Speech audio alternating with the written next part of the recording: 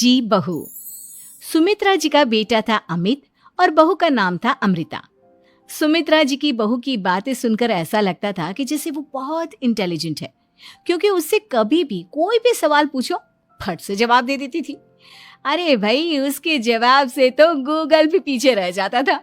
और इसलिए कम से कम सुमित्रा जी के घर में तो किसी को भी गूगल की जरूरत ही नहीं पड़ती थी। जब भी घर में कोई बात चलती, कोई कुछ भी कहता, तो अमृता फट से कह देती, ये तो मेरे साथ भी हुआ था, मुझे इसके बारे में सब मालूम है। एक दिन सुमित्रा जी अमित और अपनी बहू अमृता के साथ अमित के बुआ जी, फूफा जी यानी कि मुकेश और उर्मिला जी के यहाँ पर मिलने के लिए गए। अरे बहुत अच्छा किया अमित बेटा, इतने दिनों के बाद आए हो तुम। हाँ सुमित्रा भाभी, कभी तो आ जाया करिए अपने बच्चों को लेकर। आपकी बहू के आने से तो हमारे घर में भी रौनक आ गई है। वो क्या है ना, अमित ऑफिस के काम में बहुत बिजी रहता है, इसलिए उसे तो वक्त ही नहीं मिल पाता। अच्छा, लगता है नौकरी काफी मुश्किल है अमित की। अरे नहीं नहीं फूफा जी, ऐसी कोई बात नहीं है। आप तो जानते हैं ना प्राइवेट जॉब में कितना काम होता है। अरे कोई समझे ना समझे, मुझे तो पता है प्राइवेट नौकरी में इतना काम करना पड़ता है कि इंसान की आफत आ जाती है।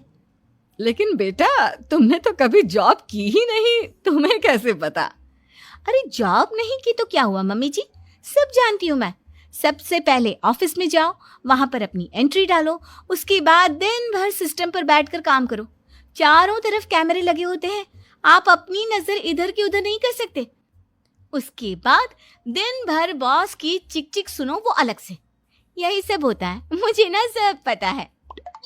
अरे बहू रानी तो काफी इंटेलिजेंट है, हर बात की खबर है इसको। थोड़ी देर बाद, अब देखिए सुमित्रा भाभी, इतने दिनों के बाद आई हैं आप, खाना खाकर ही जाना, ऐसे तो मैं आपको जाने नहीं दूंगी। वैसे बुआ जी, खाने में क्या बनाया है? वो क्या है ना बेटा, आज तुम्हारी बुआ जी की तबीयत थोड़ी ठीक नहीं थी, इसलिए हमने सोचा कि जब तुम लोग यहाँ आ जाओगे तो बाहर से खाना मंगवा लेंगे और साथ में बैठकर खाएंगे।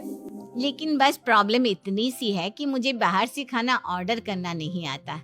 सोचा जब अमित आएगा तो उसी को बोल दूंगी। अरे मुझे आता है ना, मैं कर देती हूँ ऑर्डर। बताइए क्या क्या मंगाना है आपको? इटालियन, कॉन्टिनेंटल, इंडियन, पंजाबी, सब पता है मुझे। क्या बात है बहू, क्या घर में भी खाना रोज बाहर से ऑर्डर करती हो? अरे नहीं नहीं नहीं बुआ जी, ऐसी कोई बात नहीं है, बस मुझे ना सब पता है।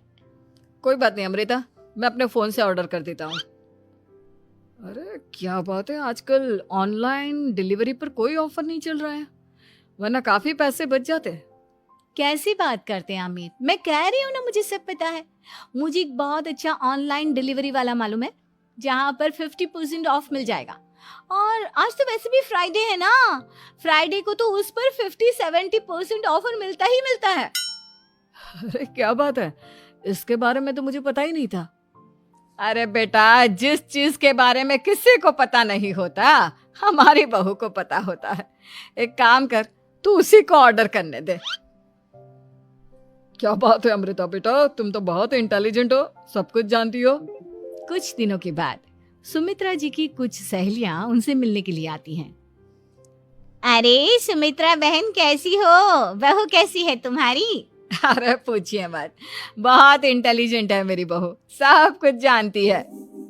क्या बात है, बहू के आने के बाद तो औरतें दुखी हो जाती है, लेकिन तुम तो बहुत खुश लग रही हो। वो क्या है ना, मेरी बहू है ही इतनी अच्छी। अरे तो बुलाओ ना, हमारे साथ बैठेगी, बातें करेंगी तो हमें भी अच्छा लगेगा। सुमित्रा जी अमृता को बाहर बुलाती हैं और उसके बाद सब लोग बातें करने लगते हैं। क्या बताऊं, कुछ दिनों से घुटनों में इतना दर्द हो रहा है कि चला भी नहीं जाता। अब बुढ़ापे में तो ये सब चलता ही रहता है, क्या कर सकते हैं। आंटी जी, आप योगा करिए, योगा और साथ में ना काले तिल खाया करिए, आपके घुटनों का दर्द भाग जाएगा। लेकिन तुमको ये सब कैसे पता बेटा? अरे मेरे भी घुटनों में दर्द होने लगा था, मैंने योगा किया और काले तिल के साथ गुड़ मिलाकर उनके लड्डू बनाकर खाए, एकदम ठीक हो गए हैं मेरे पैर।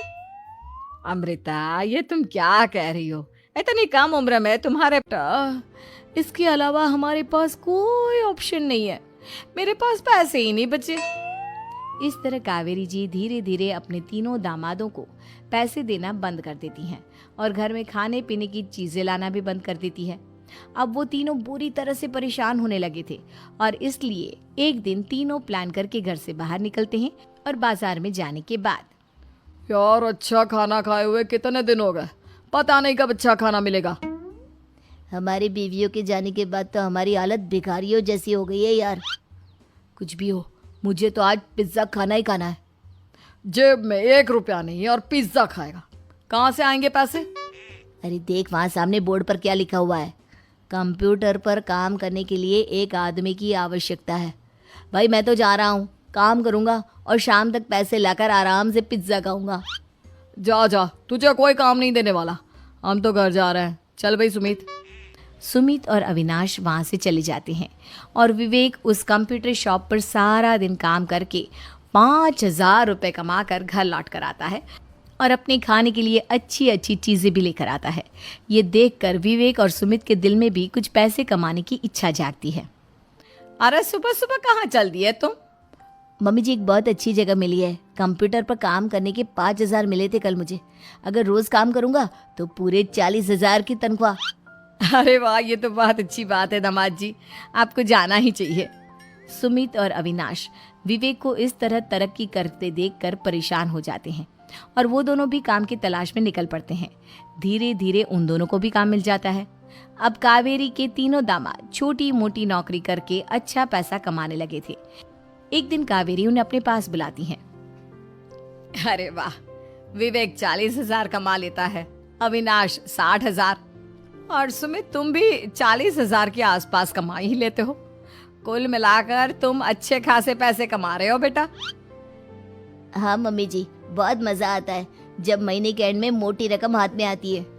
पूछिए मत मम्मी जी, घर में रहकर रोटी बना बना कर औरतों जैसा महसूस होने लगा था मुझे तो। हाँ बेटा, तुम तीनों की बात तो बिल्कुल ठीक है। और जानते हो, अब तुम तीनों की पत्नियां भी वापस लौट कर आने वाली है। लेकिन मम्मी जी अभी तो उन्हें गए सिर्फ 2 महीने हुए हैं, आपने तो कहा था वो 4 महीने के बाद लौट कर आएंगी।